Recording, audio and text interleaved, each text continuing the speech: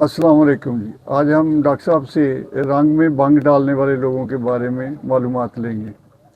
हाँ जी, इंसान की एक ख़राबी ये है, आदत उसकी कुछ लोगों की ऐसी होती है कि कोई काम चल रहा है सुकून से आराम से, तो उसमें आगे ऐसी कोई बात कर देते हैं या ऐसी हरकत करते हैं कि उस सारा माहौल ख़राब हो जाता है। जैसे बच्चे खेल रहे हैं, शरारतें कर रहे हैं छोटी मोटी, तो कई लोग बिला वजह डालना शुरू कर देते हैं, घर में हंगामा शुरू कर देते हैं, बच्चे सहम जाते हैं। ऐसे ही कई दफ़ा हम देखते हैं कि स्पोर्ट्स में देखते हैं, खेल के ग्राउंड में कि लड़के खेल रहे हैं लेकिन एक टीम हार रही है, तो असल तो उनको ये प्रॉब्लम है कि वो हार रहे हैं, वो फिर किसी ना किसी छोटी से कोई बात बना के बहाना बना के ग्राउंड से बाहर चले जाते हैं, या रेफरी ने कोई फ़ैसला दिया है उससे इख्तलाफ किया, फिर खेलना बंद कर दिया, बाइकआउट कर दिया। तो इस किस्म से माहौल सारा ख़राब। हालांकि लोग तो मैच देखने आते हैं, टूर्नामेंट देखने आते हैं, लेकिन वहाँ सूरत हाल कई दफ़ा बड़ी मुश्किल हो जाती है। ऐसे मियाँ बीवी कई लोग अच्छे रह रहे हैं, लेकिन फिर कुछ लोग ऐसे हैं जैसे सास बहू का झगड़ा है, तो वो अच्छी चीज़ जो है वो आम लोग यही कंसेप्ट है कि सास जो है अपने बेटे को अपने हाथ में रखना है, उसको सिखलाई करती रहती है और बीवी से उसकी कुछ से लड़ाई रहे। पुरानी सोचिए, अब तो खैर थोड़ा सा माहौल बदल गया, तो बहू में बड़ी ताकतवर आ गई हैं, वो संभाल लेती हैं, लेकिन पहले जो बेटा था कि ये मेरी माँ कह रही यही सही। तो ऐसे बहुत सारी सिचुएशन है जिनमें एक बिला वजह एक लड़ाई झगड़ा माहौल, एक अच्छा खासा चलता माहौल जो ख़राब हो जाए। जैसे अब कारोबार चल रहे हैं हुकूमत ऐसे, लेकिन आर्डीनेंस बना देती है, छापे मारने शुरू कर देती है, जुर्माने शुरू कर देती है गैर ज़रूरी तौर पर, तो कारोबारी लोग जो हरासा होते हैं, तो वो उस वजह से वो भी उनका सारा सिलसिला जो है वो ख़राब हो जाता है। तो डॉक्टर साहब, ये जो लोग हैं रंग में भंग डालने वाले, इनको इजीली उनके एक्शन से पहले उनको कैसे पहचाना जा सकता है?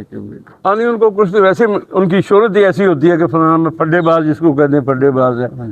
तो दूसरा यही कि ये लोग ज़्यादातर तो ये कि उनकी अपनी हैबिट ये होती है कि हर चीज़ में नुक्स निकाल लेना है। कहीं भी बैठे कुछ हो रहा है, उसमें ये ठीक नहीं हो रहा, वो ठीक नहीं हो रहा, ठीक है नहीं, और कई भी ज़ाती मुफाद के लिए भी करते हैं। हालांकि उनका बैकग्राउंड दिमाग में यही होता है कि ये अगर कामयाब हो गया तो हमें नुकसान होगा, जो बातचीत हो रही है तो उनको नुकसान है। वो अपनी नंबरदारी चौधराहट के लिए करते हैं और अपने को परफेक्ट समझते हैं। उस समय जो हमने बात हम सोच रहे हैं वो बिल्कुल ठीक है, लेकिन दूसरों पर बातें ठोंसना बिला वजह, और ख़ास तौर पर कोई एक रूटीन 19-20 का फ़र्क है तो कुछ हर्ज नहीं होता, काम को रोक देना स्टॉप कर देना ज़्यादा नुकसानदेह है।